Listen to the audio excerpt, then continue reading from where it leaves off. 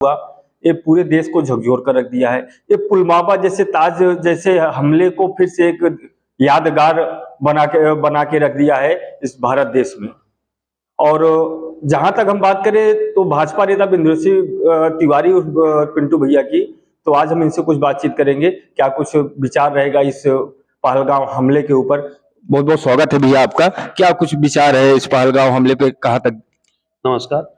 ये जो पहलगाम का हमला है एक सुनियोजित हमला है और ये भारत और ही नहीं, इस हमले से पूरा विश्व ने इसका घोर घोर विरोध किया है और पूरा विश्व हमारी भारत सरकार से चाह रहा है कि इस हमले के पीछे जो भी लोग हैं उनको क्या कहते हैं दंड मिले और उनका खुलासा हो और आतंकवाद को भारत की ही नहीं विश्व की धरती से खत्म किया जाए।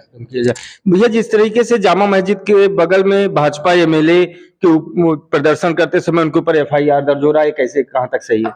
देखिए, यदि कोई गलत तरीके से प्रदर्शन करता है, वो चाहे भाजपा का हो, चाहे सपा का हो, चाहे बसपा का हो, चाहे कांग्रेस का हो, तो निश्चित ही कानून के परिधि में रहकर प्रदर्शन करना चाहिए।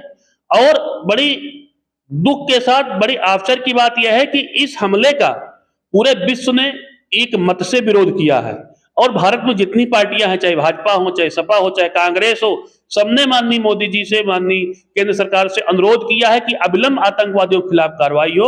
और आज हमने पेपर कटिंग देखा कि जामा मस्जिद और भी जितने नमाजी हैं सब भी एक इसका विरोध कर रहे हैं और जुलूस निकाल रहे हैं कि आतंकवादी के खिलाफ कार्रवाई होनी चाहिए। आतंकवाद किसी का नहीं होता, ना ये हिंदू का होता है, ना मुस्लिम का होता है।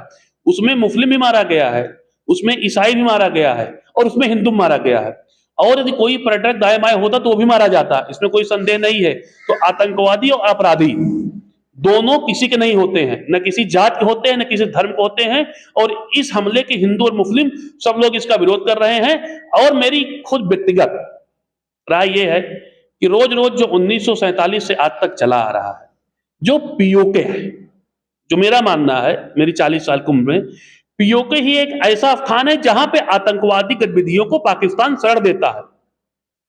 प्रधानमंत्री जी को एक विश्व नीति की मीटिंग करके सबसे सामंजस्य बैठा के, चाहे युद्ध से, चाहे कूटनीति से, चाहे राजनीति से, चाहे विदेश नीति से, चाहे जिस नीति से हो, पीओके हमारे भारत का हिस्सा है और अविलंब पीओके को भारत में अधिग्रहित करके, भारत के सारे नियम कानून वहां चला के, भारत के सैन्य प्रशासन वहां लगा के पीओके में जितने भी आतंकवादी गतिविधियां खत्म होना चाहिए। और वहां के जनमानस को, वहां का जनमानस भी चाह रहा है, वहां का मुस्लिम भाई भी चाह रहा है कि हम ये पाकिस्तान के चंगुल से, वहां लोगों के बलात्कार हो रहे हैं, लोगों के साथ छिनैती हो रही है, लोगों के साथ डकैती हो रही है, उससे मुक्त करके पीओके को भारत में लाके विलय करें और भारत का संविधान वहां पे लागू।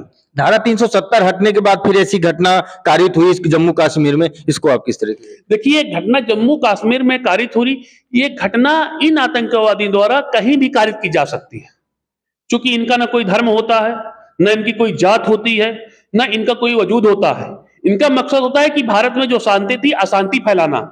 ये अशांति एक हिंदू और मुस्लिम की दुर्भावना पर फैलाई जा रही है और इन आतंकवादियों को, इस मंसूबे से हिंदू और मुस्लिम कभी भी यहां अलग नहीं होने वाला। हिंदू मुस्लिम दोनों इस हमले का विरोध कर रहे हैं। ये हमला दिल्ली में भी हो सकता था, ये हमला प्रतापगढ़ भी हो सकता था, ये हमला अयोध्या भी हो सकता था, ये हमला कहीं भी हो सकता था। ये आतंकवादी सुनियोजित साजिश है जो भारत की शांति व्यवस्था को भंग करना चाहती है। जिस तरीके से बातें आ रही हैं लोगों की और विपक्ष पार्टियों की कि राजनीति एक मुद्दा बन गया है, इसके पहले भी पुलवामा हमला जैसे चुनाव के दरमियान, अब पहलगाम हमला, ये कहां तक? देखिए, पुलवामा हमला की बात छोड़ दीजिए, जो पहलगाम हमला है इस पे किसी कोई भी पार्टी राजनीति कर नहीं रही है। राहुल जी ने भी कहा, खड़गे ने भी कहा, अखिलेश ने कहा, मायावती ने कहा, पूरे विश्व ने, पुतिन जी ने भी कह दिया किस पे कार्रवाई होनी चाहिए। अब तो पुलवामा हमले पे राजनीति हो ही नहीं रही है। पुलवामा हमला ये चाहता है कि आतंकवादियों को ढूंढ ढूंढ के मारा जाए और उनकी उसी तरीके से हत्या की जाए जिस तरीके से हमारे पर्यटकों की हत्या हुई है। पुलवामा हमले पे कोई राजनीति, कोई भी पार्टी नहीं कर रही।